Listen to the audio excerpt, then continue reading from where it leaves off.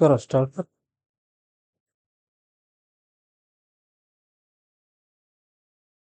नमस्कार मेरे प्यारे बच्चों, कैसे हैं आप सब।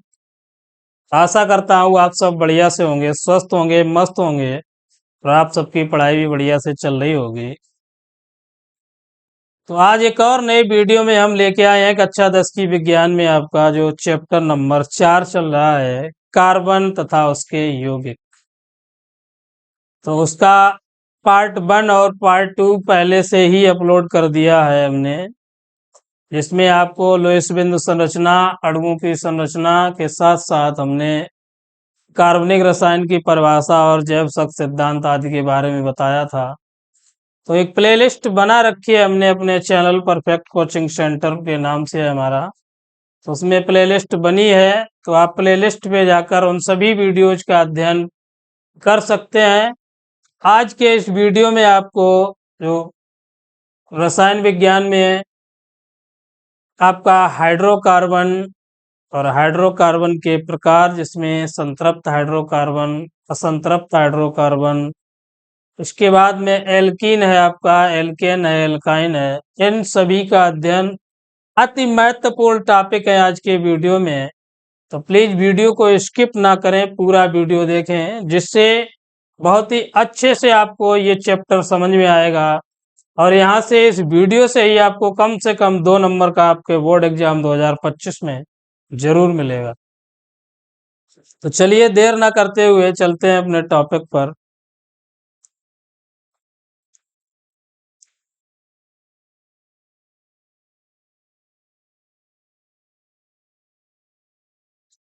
देख रहे हैं आप स्क्रीन पे हाइड्रोकार्बन।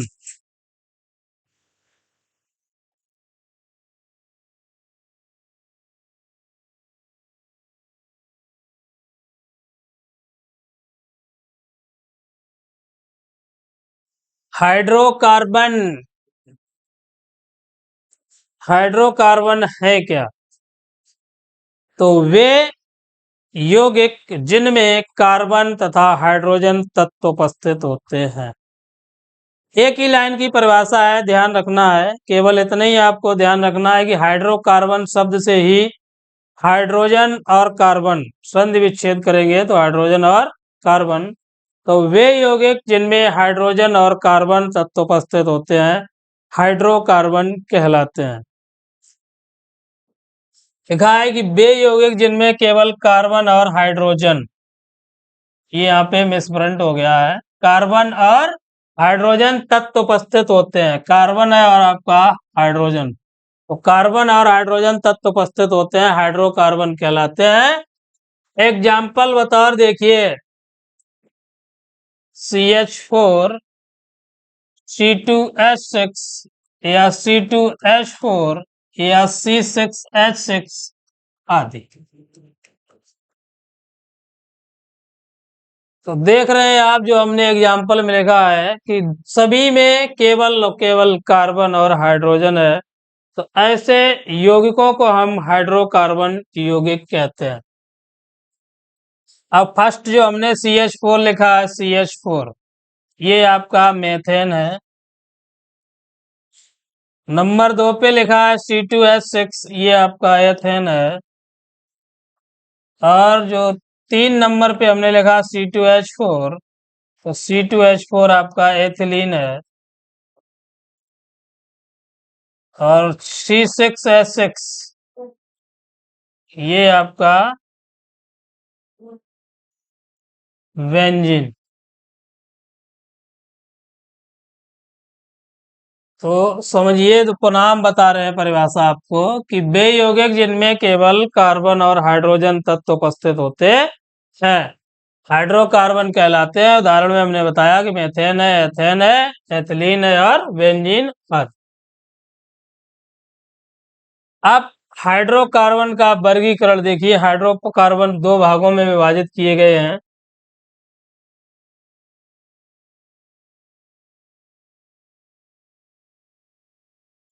अब फर्स्ट भाग लिखा है एलिफेटिक हाइड्रोकार्बन, एक एलिफेटिक है, दूसरा एरोमेटिक। जो हाइड्रोकार्बन हमने बताया कि 2 भागों में वर्गीकृत किया गया है, फर्स्ट है आपका एलिफैटिक और दूसरा है एरोमेटिक। तो एलिफैटिक हाइड्रोकार्बन क्या है कि वे हाइड्रोकार्बन जिनमें कार्बन परमाणुओं की खुली विवृत श्रृंखला, कार्बन परमाणुओं की खुली ओपन चेन होती है बिल्कुल, तो खुली विवृत श्रृंखला होती है, एलिफैटिक हाइड्रोकार्बन कहलाते हैं। अब जैसे एग्जांपल बता रहा आपका CH4 है, दूसरा लिखा C2H6, तो CH4 की देखिए श्रृंखला आपकी कैसी है, ओपन है बिल्कुल, विवृत खुली श्रृंखला, या C2H6, इसे इस प्रकार भी लिख सकते हैं आप CH3CH3, तो ये भी ओपन है और ये भी आपका ओपन है। तो इस प्रकार के यौगिक बोले जाते हैं एलिफैटिक हाइड्रोकार्बन। तो लिखा है कि वे हाइड्रोकार्बन जिनमें कार्बन परमाणुओं की खुली विवृत श्रृंखला होती है, एलिफैटिक हाइड्रोकार्बन कहलाते हैं। एलिफैटिक। अब जो दूसरा होता है, यहीं पे हम आपको बता देते हैं, एरोमेटिक।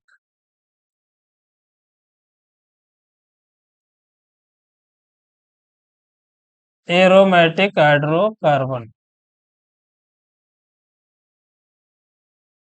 एक एलिफैटिक, दूसरा है एरोमेटिक। तो एरोमेटिक हाइड्रोकार्बन कि वे हाइड्रोकार्बन जिनमें कार्बन परमाणुओं की बंद विवृत श्रृंखला, ध्यान रखना है कैसी होगी, बंद विवृत श्रृंखला होगी, ऐसे हाइड्रोकार्बन को हम बोलेंगे एरोमेटिक हाइड्रोकार्बन।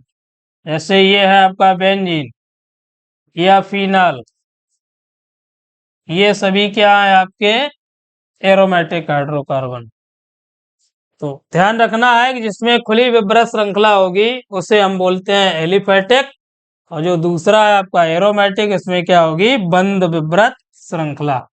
तो बंद विवृत श्रृंखला आपकी क्या बोली जाएगी, एरोमेटिक।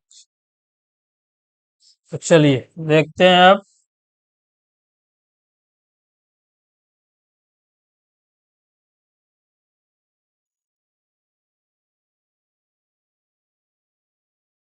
अब जो एलिफैटिक है आपके, इन्हें पुनः दो भागों में वर्गीकृत किया गया है।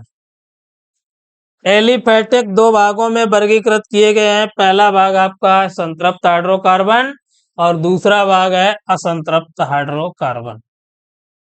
तो संतृप्त हाइड्रोकार्बन क्या है आपका, यही टॉपिक महत्वपूर्ण है, एग्जाम के लिए पूछ दिया जाता है कि संतृप्त और असंतृप्त हाइड्रोकार्बन क्या है, या संतृप्त और असंतृप्त हाइड्रोकार्बन को परिभाषित कीजिए।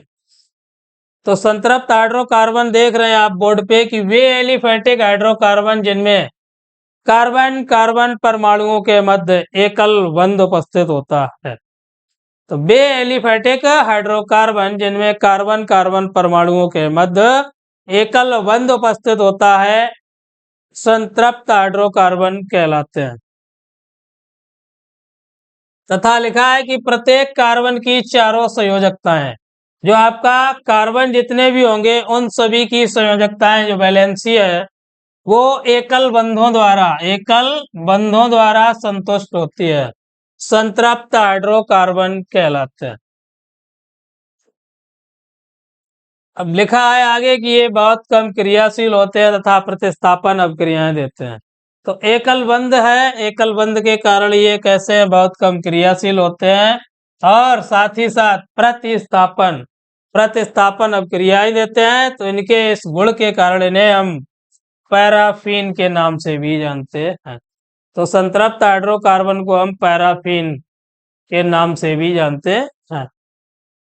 परिभाषा हमने बताई, ध्यान रखना है आपको कि वे एलिफैटिक हाइड्रोकार्बन जिनमें कार्बन कार्बन परमाणुओं के मध्य एकल बंध उपस्थित होता है तथा प्रत्येक कार्बन की चारों संयोजकताएं एकल बंधों द्वारा संतुष्ट होती हैं, संतृप्त हाइड्रोकार्बन कहलाते हैं। आगे है कि ये बहुत कम क्रियाशील होते हैं और प्रतिस्थापन अभिक्रियाएं देते हैं। तो इनके इसी गुण के कारण इन्हें हम क्या बोलते हैं, पैराफिन। अब पैराफिन, अब एल्केन है आपका, साइक्लो एल्केन है। तो एल्केन एल्केन एल्केन का जो सामान्य सूत्र होता है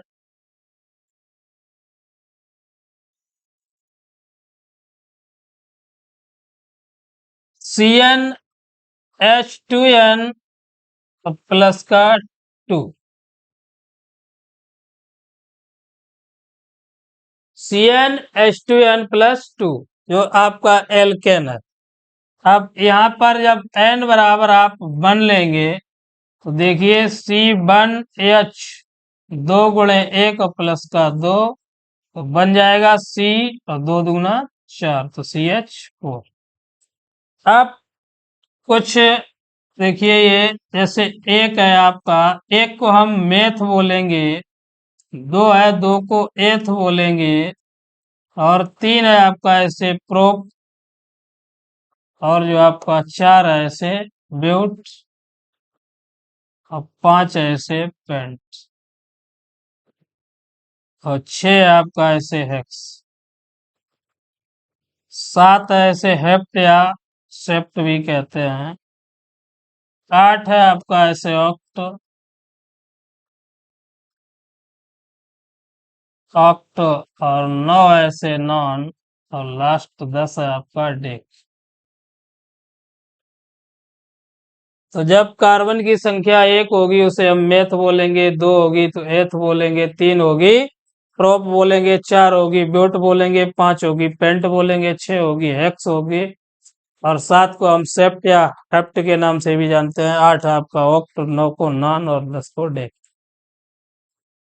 आप देखिए एल्केन का हमने आपको सामान्य सूत्र बता दिया CnH2n प्लस 2, और इसका जो अनुलग्न है पूर्व लग्न ये है n। अब जो देखिए CH4 n बराबर जब एक लिया तो हमें सूत्र क्या प्राप्त हुआ CH4।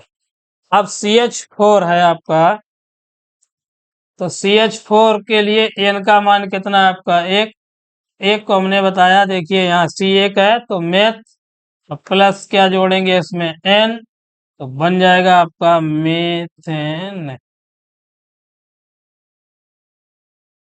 इसी प्रकार जब n का मान आप 2 लेंगे तो बन जाएगा फार्मूला C2H6, और उसका नाम इसी प्रकार लिखेंगे हम, एथ प्लस एन बन जाएगा एथेन।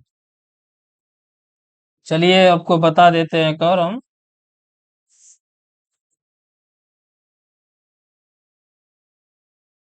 C n की जगह 2 रखेंगे तो H 2 गुणा 2 प्लस का 2, तो C2 और 2 दूना 4 और 2 6 बन गया C2H6। अब C2H6 के लिए हमने बताया दो कार्बन है, दो कार्बन को क्या बोलते हैं हम एथ, प्लस सिंगल बॉन्डिंग है तो N बन जाएगा एथेन। इसी प्रकार प्रोपेन ब्यूटेन, तो ये सभी क्या है आपके एल्केन। और जो चक्रीय यौगिक साइक्लो एल्केन है तो ये कर रहे हो आप, नोट कर लीजिए, अति महत्वपूर्ण टॉपिक है आपके लिए, रसायन विज्ञान में काफी ज्यादा इम्पोर्टेंट टॉपिक है, तो नोट कीजिए। फिर अगला टॉपिक देखते हैं, साइक्लो एल्केन बताते हैं आपको, चलिए।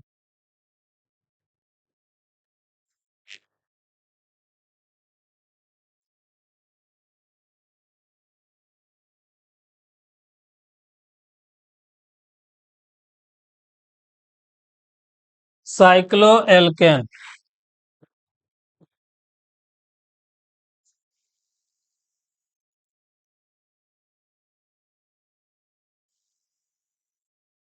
अब साइक्लो एल्केन में देखिए, एल्केन ने बताया कि सिंगल बॉन्डिंग, अब साइक्लो एल्केन जैसे ये हमने बना दी रहे,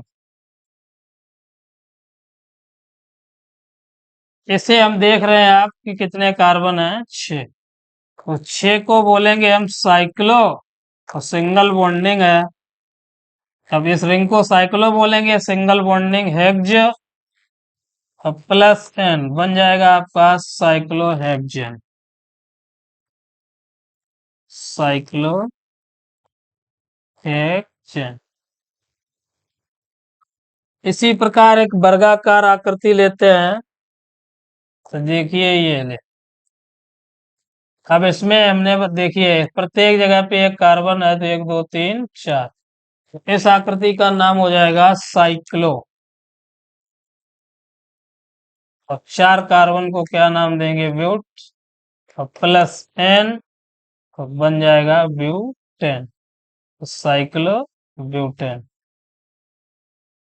चलिए नोट कीजिए एल्केन और साइक्लो एल्केन। आशा करता हूँ आप सभी को बढ़िया से समझ में आए होंगे।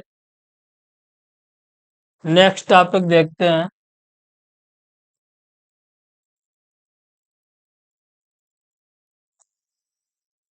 संतृप्त हाइड्रोकार्बन। संतृप्त में आपको बताया था कि वे एलिफेटिक हाइड्रोकार्बन जिनमें कार्बन कार्बन परमाणुओं के मध्य एकल बंध उपस्थित होता है, संतृप्त हाइड्रोकार्बन कहलाते हैं। अब असंतृप्त हाइड्रोकार्बन को असंतृप्त हाइड्रोकार्बन में देखिए कि वे एलिफेटिक यौगिक जिनमें कार्बन कार्बन परमाणुओं के मध्य द्वि या त्रिआबंध उपस्थित होता है। कि द्वि या त्रिआबंध उपस्थित होता है, तो ऐसे हाइड्रोकार्बन को हम बोलते हैं असंतृप्त हाइड्रोकार्बन। देखिए कि लिखा है कि वे एलिफेटिक हाइड्रोकार्बन जिनमें किन्हीं दो कार्बन परमाणुओं के मध्य द्वि या त्रिबंध उपस्थित होता है तथा प्रत्येक कार्बन की चारों संयोजकताएं एकल बंधों द्वारा पूर्णतः संतुष्ट नहीं होती, असंतृप्त हाइड्रोकार्बन कहलाते हैं। तो वे एलिफेटिक हाइड्रोकार्बन जिनमें किन्हीं दो कार्बन परमाणुओं के बीच द्वि या त्रिबंध उपस्थित होता है तथा प्रत्येक कार्बन की चारों संयोजकताएं एकल बंध द्वारा पूर्णतः संतुष्ट नहीं होते, असंतृप्त हाइड्रोकार्बन कहलाते हैं। अब फॉर एग्जाम्पल जैसे आपका एथीन है या एथाइन आदि। एथीन है, एथाइन है और भी हैं। तो ध्यान रखना है कि वे एलिफेटिक हाइड्रोकार्बन जिनमें किन्हीं दो कार्बन परमाणुओं के मध्य द्वि या त्रिआबंध उपस्थित होता है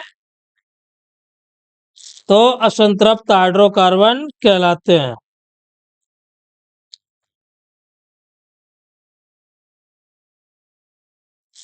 अब देखिए इसमें हमने एग्जाम्पल बता दिया आपको कि एथीन है, एथाइन है आदि है। अब इन्हें भी दो प्रकार अलग अलग हम डिफाइन करेंगे आपको कि जो आपका द्विबंध है और त्रिबंध। तो द्विबंध युक्त देखिए बोर्ड पे देख रहे हैं आप, द्विबंध युक्त असंतृप्त हाइड्रोकार्बन। तो वे एलिफेटिक हाइड्रोकार्बन जिनमें किन्हीं दो कार्बन परमाणुओं के बीच वे एलिफेटिक हाइड्रोकार्बन जिनमें किन्हीं दो कार्बन परमाणुओं के बीच द्विबंध उपस्थित होता है। तो द्विबंध उपस्थित होता है द्विबंध युक्त असंतृप्त हाइड्रोकार्बन या इन्हें हम एल्कीन के नाम से जानते हैं या ओल्फिन।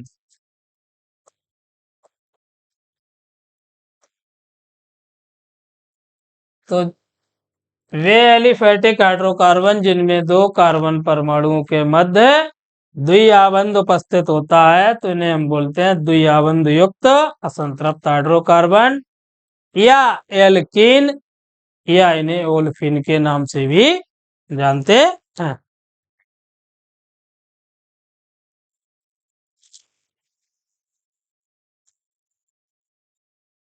अब देखिए इनका ओल्फिन नाम क्यों दिया इन्हें? तो ओल्फिन नाम देने का कारण देखिए,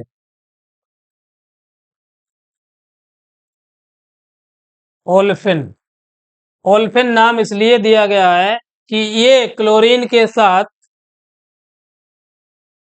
क्रिया करके तेल जैसा पदार्थ बनाते हैं। तो क्लोरीन के साथ क्रिया करके तेल जैसा पदार्थ बनाते हैं। अब जो एक शब्द है ने ओल्फिन्स,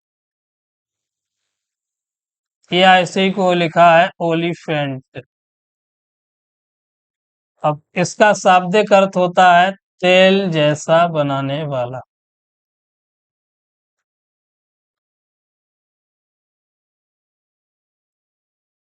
तो ये क्लोरीन से क्रिया करके तेल जैसा पदार्थ देते हैं, इसलिए इन्हें हम ओलिफिन के नाम से भी जानते हैं। तो ओलिफिन्स या ओलिफेंट का मतलब हमने बताया तेल जैसा बनाने वाला। अब एल्कीन का सामान्य सूत्र।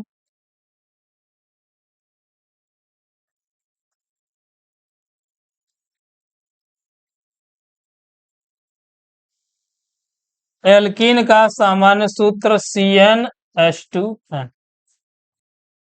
CnH2n। अब CnH2n देखिए, जहां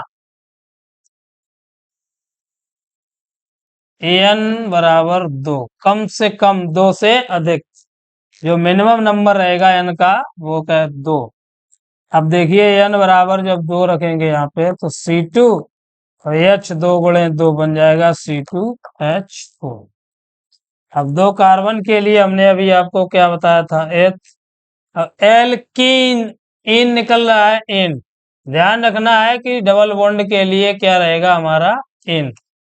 तो जब इन निकल रहा है एथ प्लस इन जोड़ के बनेगा एथीन। तो एन का मान जो रहेगा एन बराबर 2। 2 से अधिक ही रहेगा, 2 से कम नहीं। तो एल्कीन का सामान्य सूत्र बढ़िया से याद रखना आपको CnH2n। जहाँ n बराबर 2, हमने बताया कि n का मान जब 2 लेंगे तो सूत्र मिलेगा C2H4। इसका जब आगे इसका नाम लिखेंगे तो बन जाएगा एथीन। चलिए अगला नेक्स्ट।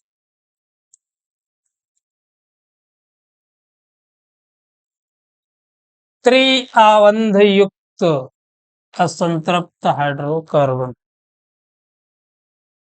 तो त्रिआवंध लिखा है कि वे एलिफेटिक हाइड्रोकार्बन जिनमें किन्हीं 2 कार्बन परमाणुओं के मध्य कम से कम एक त्रिबंध उपस्थित होता है। तो 2 कार्बन परमाणुओं के मध्य एक त्रिआवंध उपस्थित होता है, क्या बोले जाएंगे, त्रिआवंध युक्त या त्रिबंध युक्त संतृप्त हाइड्रोकार्बन, या इन्हें हम बोलते हैं एल्काइन या एसिटिलीन। अब एल्काइन,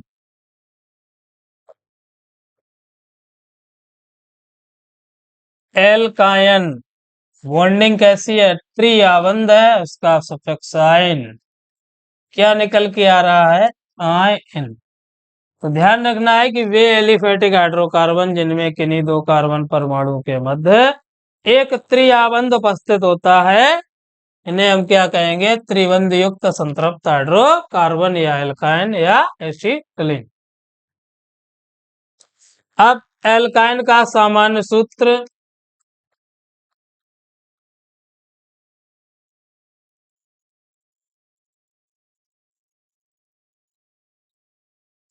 एल्काइन का सामान्य सूत्र CnH2n माइनस का 2। जो आपका एल्काइन है इसका सामान्य सूत्र होता है CnH2n माइनस 2।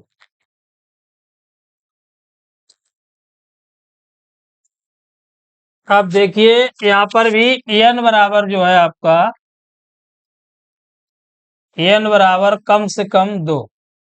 2 से ऊपर संख्या लेंगे आप, 2 से कम नहीं ले सकते, तो कम से कम 2। तो जब 2 रखेंगे तो C2H 2 गुणे 2 माइनस का 2, C2H4 माइनस 2 बचेगा C2H2। अब C2H2 बन गया तो 2 कार्बन के लिए हमने बताया था एथ प्लस आयन बन जाएगा आपका एथाइन। एथाइन तो ये है आपका एल्काइन। एल्काइन का सामान्य सूत्र आपको बता दिया हमने, CnH2n माइनस 2, जहां n का मान कम से कम 2 होता है। एग्जाम्पल में आपको बता दिया कि C2H2 तो ये इसका नाम क्या हो गया आपका, एथराइन या एसिटिलीन के नाम से भी इसे हम जानते हैं। अब देखिए इसमें जो बॉन्डिंग कैसी रहेगी, सी कार्बन एच, एक एच इधर लेते हैं और कार्बन कार्बन के मध्य ट्रिपल बॉन्ड, ये है आपका एसिटिलीन या एथाइन। अब ट्रिपल बॉन्ड कैसे है, तो ट्रिपल बॉन्ड के लिए देखिए आप, कार्बन जो है आपका उसका परमाणु क्रमांक 6 2 4 और हाइड्रोजन का एक होता है जिसका एक। आप देखिए कार्बन के पास, चलिए इसे रेज कर देते हैं समझा दें आपको। कार्बन के पास इलेक्ट्रॉन की संख्या कितनी है, 4 अंतिम कोष में, तो 1 2 3 और 1 4। अब दूसरा कार्बन है जिसके पास भी 4 ही इलेक्ट्रॉन है अंतिम कोष में, वैसे भी हम इस प्रकार लिखेंगे। अब बचा आपके पास हाइड्रोजन, तो एक एक इलेक्ट्रॉन इधर। अब हाइड्रोजन को अपना कोष पूर्ण करने के लिए 2 इलेक्ट्रॉन की आवश्यकता है, तो ये एक कार्बन से इलेक्ट्रॉन लेके अपना कोष पूर्ण कर लेगा। अब कार्बन को 4 4 इलेक्ट्रॉन की आवश्यकता है, तो एक तो हाइड्रोजन से लेगा, शेष 3 इलेक्ट्रॉन दूसरे कार्बन से इस प्रकार देगी। इसी प्रकार ये भी साझा करेगा 3 इलेक्ट्रॉन के साथ, इधर कार्बन और 1 इलेक्ट्रॉन हाइड्रोजन। तो बन गया आपका, देखिए दोनों का अष्टक पूर्ण हो गया, हाइड्रोजन का भी कोष कंप्लीट हो गया। अब यहाँ पे जब इसकी संरचना बनाएंगे तो यहाँ कार्बन के और हाइड्रोजन के मध्य 1 इलेक्ट्रॉन की साझेदारी हुई तो सिंगल बॉन्ड। अब कार्बन और कार्बन के मध्य देख रहे हैं आप 3 3 इलेक्ट्रॉन की साझेदारी हुई तो ट्रिपल बॉन्ड, और फिर हाइड्रोजन के साथ 1 इलेक्ट्रॉन की साझेदारी है तो सिंगल बॉन्ड। तो ये रही आपकी एसिटिलीन की संरचना, इसे ही हम बोलते हैं एथाइन या एसिटिलीन। चलिए, आशा करता हूँ आपको ये टॉपिक बहुत ही अच्छे से समझ में आया होगा। अगर किसी प्रकार की कोई समस्या है तो डायरेक्ट हमारे व्हाट्सएप नंबर 8853243603, इस नंबर पे आप संपर्क कर सकते हैं किसी प्रकार की कोई समस्या हो। चलिए नेक्स्ट देखते हैं आज का टॉपिक,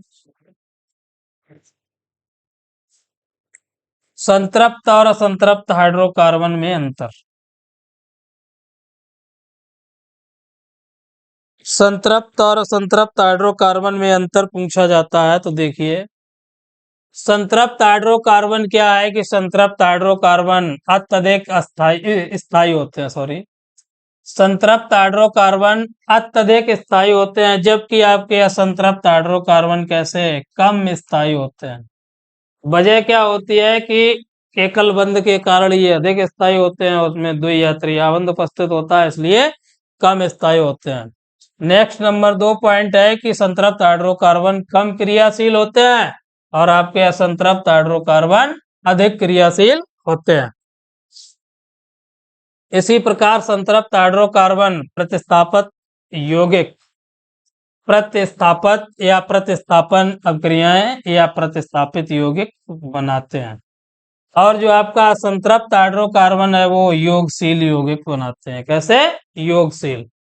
अगला पॉइंट है संतृप्त हाइड्रोकार्बन ओजोन से क्रिया करके ओजोनाइड नहीं बनाते हैं, जबकि जो आपके असंतृप्त हाइड्रोकार्बन है वो ओजोन O3 से क्रिया करके ओजोनाइड बनाते हैं। तो 4 पॉइंट हैं। पहला पॉइंट देख रहे हैं आप कि संतृप्त हाइड्रोकार्बन अधिक स्थायी होते हैं जबकि असंतृप्त हाइड्रोकार्बन कम स्थायी होते हैं। नंबर 2 में संतृप्त हाइड्रोकार्बन कम क्रियाशील होते हैं जबकि असंतृप्त हाइड्रोकार्बन अधिक क्रियाशील होते हैं। और 3 नंबर पे पॉइंट जो लिखा है आपका कि संतृप्त हाइड्रोकार्बन प्रतिस्थापित यौगिक देते हैं जबकि संतृप्त हाइड्रोकार्बन योगशील यौगिक देते हैं।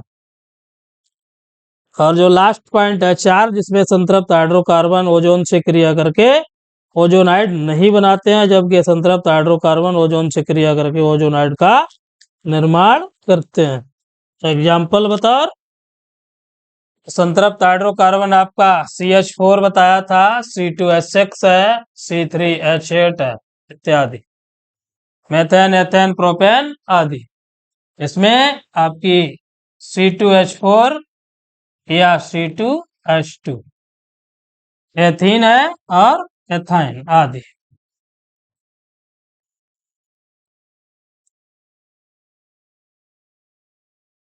चलिए, आज के वीडियो में बस इतना ही।